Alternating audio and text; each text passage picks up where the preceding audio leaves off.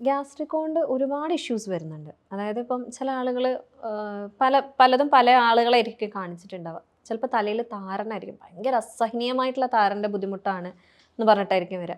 ചിലർ മുഖക്കുരുവാണ് ഡോക്ടർ. എപ്പോഴും മുഖത്തും മേലൊക്കെ എനിക്ക് സ്കിന്നൊന്നും ഒരു സുഖമില്ലാത്ത പോലെയാണ്. ഇടയ്ക്കിടയ്ക്ക് പല രീതിയിലുള്ള ഇൻഫെക്ഷൻസും പല രീതിയിലുള്ള ചൊറിച്ചിലും പൊന്തലും ഒക്കെ ആയിട്ട് വരാറുണ്ട് എന്ന് പറഞ്ഞിട്ട് സ്ഥിരമായിട്ട് കമ്മ്യൂണിക്കേറ്റ് ചെയ്യാറുണ്ട്. അതേപോലെ ചില ആളുകൾ മുട്ടുവേദനയായിട്ട് വരാറുണ്ട്. ഭയങ്കര ഇഷ്യൂ ആണ് എന്നൊക്കെ പറഞ്ഞിട്ട്. ചില ആൾക്കാർ മൈഗ്രെയിൻ ആയിട്ട് വരും. പക്ഷേ ഇൻ ദി എൻഡ് ഇതിൻ്റെ റൂട്ട് കോസ് എവിടെയാണ് കിടക്കുന്നത് എന്നുള്ളത് ആ ഒരാളെ ഫുള്ളായിട്ട് ഇരുന്ന് പഠിച്ചാലേ നമുക്ക് മനസ്സിലാവുള്ളൂ. കാരണം പലതും പല സ്ഥലമാണ്. പലതും പല ആളുകളായിട്ടായിരിക്കും ചിലപ്പോൾ കാണിച്ചിട്ടുണ്ടാവുക.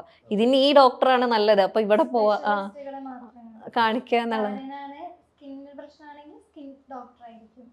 മൈഗ്രെയിൻ ആണെങ്കിൽ ന്യൂറോ അല്ലെങ്കിൽ അങ്ങനെ കാണിച്ചിട്ടുണ്ടാവും. പക്ഷെ അവർക്കൊന്നും ഈ കണക്ഷൻ ഇങ്ങനെ ഒരു സംഭവം ഉണ്ട് എന്നുള്ള ചിലപ്പോൾ ഒരുപക്ഷെ പേഷ്യൻ്റ് ഇത് പറയാത്തതുകൊണ്ടായിരിക്കാം, നമ്മളൊരു ജനറൽ ആയിട്ട് നോക്കാത്തതുകൊണ്ടുള്ള പ്രശ്നമായിരിക്കാം.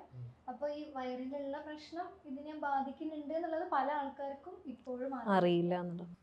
ഇപ്പോൾ ഇതിൽ ഡോക്ടർ മെയിനായിട്ട് പറഞ്ഞൊരു കൺസേൺ ഡാൻഡ്രഫ് എന്ന് പറഞ്ഞിട്ടുള്ളത്. കാരണം ഒരുപാട് ആളുകൾക്ക് ഇപ്പം ഭയങ്കര കോൺട്രവേഴ്സി ആയിട്ട് നടക്കുന്ന ഒരു കാര്യമാണ്. പിന്നെ വയറിലെ ബാക്ടീരിയ അല്ലെങ്കിൽ ഗട്ടർ ശരിയാവാത്തത് കൊണ്ടാണ് ഇപ്പോൾ ഈ ആക്നെ ഉണ്ടാവുന്നത്, ഡാൻഡ്രഫ് ഉണ്ടാവുന്നത്, കാലിലെ മുട്ടുവേദന, മൈഗ്രെയിൻ്റെ പ്രശ്നങ്ങളൊക്കെ ഉണ്ടാവുന്നുള്ളത് ഭയങ്കരമായിട്ട് ആളുകളുടെ ചർച്ചയും ഇതിനറിയാത്ത ആളുകളുണ്ട്. ഞാൻ മുമ്പ് മനസ്സിലാക്കിയെടുത്തോളം, പിന്നെ ഞാൻ പലപ്പോഴും പല ഡോക്ടേഴ്സായിട്ട് നമ്മൾ സംസാരിക്കുന്ന സമയത്ത് അവർ പറഞ്ഞൊരു വിഷയമാണ് പിന്നെ മൈഗ്രെയിൻ. 25 വർഷമായിട്ട് മൈഗ്രെയിൻ ഉണ്ടായിരുന്നു. അപ്പോൾ അവരെന്ത് ചെയ്തിട്ടുണ്ട്, പലപ്പോഴും ഈ ഇഞ്ചക്ഷൻ വരെ അടിച്ച സിറ്റുവേഷൻസ് ഉണ്ടായിട്ടുണ്ട്. അതായത് അത്രയ്ക്ക് വേദന സഹിക്കുകയാണ്. പക്ഷേ അവർ ഈ പറഞ്ഞ 2-3 ദിവസം ഡോക്ടർ ഒന്ന് ഡയറ്റ് കൊടുത്തപ്പോഴേക്ക് എന്ത് ചെയ്തു, കംപ്ലീറ്റ് പ്രശ്നം മാറി. അവിടെ പ്രശ്നങ്ങളൊന്നുമില്ല, മൈഗ്രെയിൻ പിന്നെ വന്നിട്ടില്ല, മാസങ്ങളോളം പിന്നെ മൈഗ്രെയിൻ വരാതെ സിറ്റുവേഷൻ വന്നു എന്നുള്ള കണ്ടീഷനൊക്കെ പറഞ്ഞിട്ടുണ്ട്. ശരിക്കും എങ്ങനെയാണ് പിന്നെ ഈ മൈഗ്രെയിൻ എന്ന പ്രശ്നം, മൈഗ്രെയിനും ഡാൻഡ്രഫും ഒക്കെ ഏകദേശം സെയിം റീസൺ ആണ് മാം പറഞ്ഞുകൊണ്ടാണ് അങ്ങനെ പറഞ്ഞ് നമുക്ക് വേണമെങ്കിൽ ഡാൻഡ്രഫിക്ക് തന്നെ പോകാം. എന്തുകൊണ്ടാണ് ഈ കൂടുതലായിട്ട് താരൻ ഉണ്ടാവുന്നത്? ഇതിലെന്താണെന്ന് വെച്ചാൽ ഇതിൽ ഫുഡ് കറക്റ്റായിട്ട് ദഹിക്കുന്നില്ല. ഓക്കെ, അതായത് ദഹനം അവിടെ ഇഷ്യൂ ആയിട്ട് വരികയാണ്.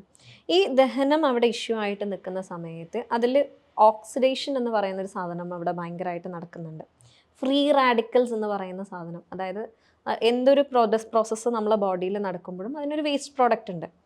അപ്പോൾ ഇത് മുഴുവനായിട്ട് പ്രോസസ്ഡ് ആവാണ്ടിരിക്കുന്ന സമയത്ത് ഫ്രീ റാഡിക്കൽസ് എന്ന് പറയുന്ന അത് ഭയങ്കര ടോക്സിക് ആയിട്ട് നമ്മളെ ബോഡിയിൽ പ്രൊഡ്യൂസ്ഡ് ആവുന്നുണ്ട്. ഇത് പലയിടത്തായിട്ട് പോയിട്ട് നമ്മൾ ഈ പറയുന്ന ഇൻഫ്ലമേഷൻ അല്ലെങ്കിൽ നീർക്കെട്ട് പോലുള്ള പ്രശ്നങ്ങൾ ഉണ്ടാക്കാനുള്ള ചാൻസസും, അവിടുത്തെ pHൻ്റെ ബാലൻസ് കുറയ്ക്കാൻ അല്ലെങ്കിൽ ആ ഒരു ഭാഗത്തേക്ക് ഇൻഫെക്ഷൻസിന് കൂടുതൽ സാധ്യതകൾ ഓപ്പൺ ചെയ്ത് കൊടുക്കുന്ന ഒരു സാഹചര്യം വരാറുണ്ട്. അങ്ങനെയാണ് ആക്ച്വലി ഇത് നമ്മളുടെ സ്കിന്നിലാണെങ്കിലും നമ്മളുടെ തലയിലാണെങ്കിലും നമ്മൾ ബോഡിയുടെ ഏത് ഭാഗത്താണെങ്കിലും അതിന് എഫെക്ഷൻ കൂടുതലായിട്ട് കൊടുക്കുന്നത്. അപ്പോൾ ഈ പറഞ്ഞ പോലെ ഡാൻഡ്രഫും ആക്നെ ഒക്കെ മാറാൻ വേണ്ടിയിട്ട് നമ്മൾ എന്തൊക്കെ ഭക്ഷണങ്ങൾ നമ്മൾ കഴിക്കേണ്ടതുണ്ട്? ഇപ്പം നമ്മൾ കുടലിലെ നല്ല ബാക്ടീരിയനെ ഇമ്പ്രൂവ് ചെയ്യാണ് നമ്മൾ ശരിക്കും ചെയ്യേണ്ടത്. ചീത്ത ബാക്ടീരിയനെ കുറയ്ക്കും വേണം. അപ്പം നല്ല ബാക്ടീരിയനെ ഇമ്പ്രൂവ് ചെയ്യാൻ വേണ്ടിയിട്ട്, നല്ല ബാക്ടീരിയ കൂടുതലായിട്ട് വളരാൻ വേണ്ടിയിട്ട് നമ്മൾ കൊടുക്കേണ്ടത് പ്രീബയോട്ടിക്കുകളാണ്. എന്ന് വെച്ചാൽ കുറച്ച് ഫൈബർ റിച്ച് ആയിട്ടുള്ള ഫുഡുകൾ. അത് നമുക്കിപ്പോൾ റെക്കമെൻഡ് ചെയ്യാൻ പറ്റുന്ന നമ്മൾ വാഴക്കൂമ്പ്, വാഴത്തണ്ട് എന്നൊക്കെ പറയാം. അതിലാണ് ഏറ്റവും കൂടുതൽ നാരുകളുള്ളത്. പിന്നെ ഫ്രൂട്ട്സ് എടുത്ത് നോക്കുകയാണെങ്കിൽ ആപ്പിള് തൊലിയോടെ കഴിക്കുന്നത്, പേരയ്ക്ക കഴിക്കുന്നത്, അതേപോലെ എല്ലാ തരം ഓറഞ്ച്, അതിലൊക്കെ നല്ലോണം നാരുകൾ അടങ്ങിയിട്ടുണ്ട്. അതേപോലെ തന്നെ പ്രോബയോട്ടിക് എടുത്ത് നോക്കുകയാണെങ്കിൽ തൈര്, അധികം പുളിപ്പില്ലാത്ത തൈര്, മോര്, അതേപോലെ സംഭാരം, അതേപോലെ നമുക്ക് ഗ്രീക്ക് യോഗട്ട്, അധികം ഫ്ലേവേർഡ് അല്ലാത്ത ഗ്രീക്ക് യോഗട്ട്, അതൊക്കെ നമുക്ക് ഭക്ഷണത്തിൽ ഉൾപ്പെടുത്തുകയാണെങ്കിൽ ഇത് കൺട്രോൾ ചെയ്യാൻ പറ്റും. അതേപോലെ ഇതിൽ പറയുകയാണെന്നുണ്ടെങ്കിൽ നമ്മൾ മുളപ്പിച്ച പയറുകൾ, അതേപോലെ നമ്മൾ ഉപ്പിലിട്ട സാധനങ്ങൾ ഒക്കെ ആക്ച്വലി വളരെ നല്ലതാണ് ഗട്ട് ഹെൽത്തിന്. പിന്നെ ആളുകൾ എപ്പോഴും പറയാറുള്ളത് ഈ ഉപ്പിലിട്ട് അത്ര നല്ലതല്ല എന്നുള്ള പറയാറുണ്ട്. അതെന്തുകൊണ്ടായിരിക്കും? അത് ഈ ഉപ്പിലിട്ടതായിരിക്കണം. ഉപ്പിലിട്ടതായി അത് ഭയങ്കര ഇഷ്യൂ ആണെന്നുള്ളതാണ്. ഇപ്പം നമ്മളിപ്പോൾ പിന്നെ ഡാൻഡ്രഫിൻ്റെ പറഞ്ഞ പോലെ തന്നെ നമ്മൾ ഇഷ്യൂ പറഞ്ഞൊരു കേസാണ് മൈഗ്രെയിൻ എന്നുള്ളത്. ഇപ്പം നേരത്തെ ഞാനൊരു എക്സാമ്പിൾ പറഞ്ഞു, വർഷങ്ങളായിട്ട് മൈഗ്രെയിൻ്റെ അനുഭവിക്കുന്ന പേഷ്യൻസ് ഒക്കെ ഉണ്ടായിട്ടുണ്ടായിരുന്നു. പിന്നീട് അത് നമ്മൾ എന്ത് ചെയ്തിട്ടുണ്ട്, പലപ്പോഴും ഡോക്ടേഴ്സ് വളരെ ഷോർട്ട് ടേം ആയതുകൊണ്ട് നമുക്ക് വളരെ ഷോർട്ട് പീരീഡ് 3 ഡേയ്സിനുള്ളിലൊക്കെ അതായത് പൂർണ്ണമായി മാറിയെന്നല്ല, പക്ഷേ നല്ല അതായത് 80% ഒക്കെ അവർക്ക് സിംറ്റംസ് കുറഞ്ഞു എന്നുള്ള രൂപത്തിൽ ഇമ്പ്രൂവ്മെന്റ് തന്നെ. അപ്പൊ അങ്ങനെ എന്തെങ്കിലും ഇപ്പം മൈഗ്രെയിൻ കുറഞ്ഞിട്ടുള്ള എന്തെങ്കിലും എക്സ്പീരിയൻസ് ഡോക്ടർക്ക് ഉണ്ടായിരുന്നോ? ഒരു കേസ് ഉണ്ടായിരുന്നു അങ്ങനെ. അതായത് ആൾ പ്രഗ്നൻ്റ് ആയിരുന്നു. ആൾക്ക് ഭയങ്കര സിവിയർ ഹെഡേക്ക് എന്ന് പറഞ്ഞു കഴിഞ്ഞാൽ ഓൾറെഡി ഉള്ള ആളാണ്. പക്ഷേ ആൾക്ക് തീരെ ഇതിൽ എന്താണ് ഒന്നും ചെയ്യാൻ പറ്റാതെ എപ്പോൾ വന്നു കഴിഞ്ഞാലും ഇഞ്ചക്ഷൻ വെച്ചാലേ വേദന മാറുള്ളൂ എന്നുള്ള സിറ്റുവേഷനാണ് എപ്പോഴും ഉണ്ടാവാറുള്ളത്. അതധികവും ചിലപ്പോൾ സൗണ്ട് ആയിരിക്കാം, ചിലപ്പോൾ ലൈറ്റ് ആയിരിക്കാം, ചിലപ്പോൾ വിശപ്പിൻ്റെ ഇഷ്യൂസ് ആയിരിക്കാം.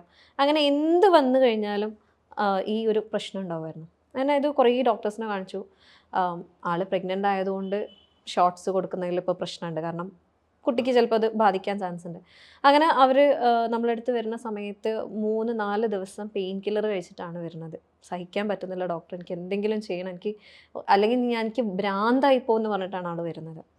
അപ്പോൾ ഹിസ്റ്ററി പോയി നോക്കുമ്പോൾ ആക്ച്വലി ആൾക്ക് സൈക്കോളജിക്കൽ ഇഷ്യൂസ് ഒരുപാടുണ്ട്. ആൾ ഭയങ്കര സ്ട്രെസ്ഡ് ആയിട്ടാണ്, പ്രഗ്നൻ്റ് ആണ്, 3ാമത്തെ കുട്ടിയാണ്.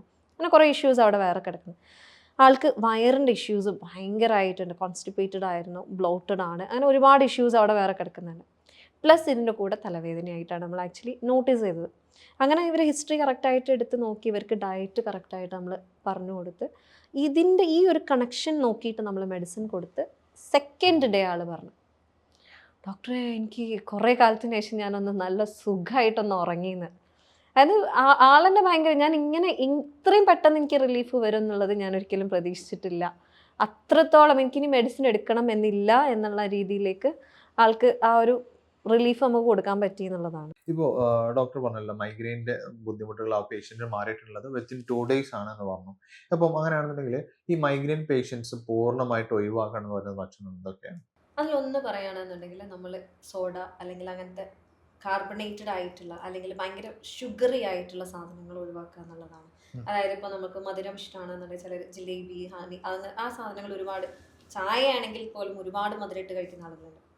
അതേപോലെ തന്നെ പറയുകയാണെന്നുണ്ടെങ്കിൽ ഭയങ്കര സ്പൈസി ആയിട്ടുള്ള എരിവ് കൂടിയിട്ടുള്ള ഭക്ഷണങ്ങൾ എന്ന് പറയുകയാണെങ്കിൽ ഇപ്പോൾ നമ്മൾ എരിവുള്ള മീൻകറി അല്ലെങ്കിൽ എരിവുള്ള ചിക്കൻ, പെരിപെരി, അൽഫാമൊക്കെ അങ്ങനെ ചാർക്കോൾ പെരിപ്പെരിയാണ്, നല്ല ടേസ്റ്റ് ആണെന്നൊക്കെ പറഞ്ഞ് നമ്മൾ പറയും. പക്ഷേ അൾട്ടിമേറ്റ്ലി അതൊരു ട്രിഗറിങ് ഫാക്ടറാണ്. അതേപോലെ തന്നെ പറയുകയാണെന്നുണ്ടെങ്കിൽ പൊറോട്ട, മൈദ റിലേറ്റഡ് ആയിട്ടുള്ള എന്ത് സാധനം അത് നമ്മളെ വയറിനെ കോംപ്രമൈസ് ചെയ്യുന്നത്. അതേപോലെ പറയാനുള്ളതാണ് പ്രോസസ്ഡ് ആയിട്ടുള്ള ഫുഡ്. ഇപ്പോൾ പ്രോസസ്ഡ് എന്ന് പറയുമ്പോൾ നമ്മൾ ഇപ്പം ഇൻസ്റ്റൻറ്റ് ചപ്പാത്തിയാണ്, 5 മിനിറ്റ് ഒന്ന് ഇങ്ങനെ ഇട്ടിട്ട് ആക്കിയ ചപ്പാത്തി റെഡി.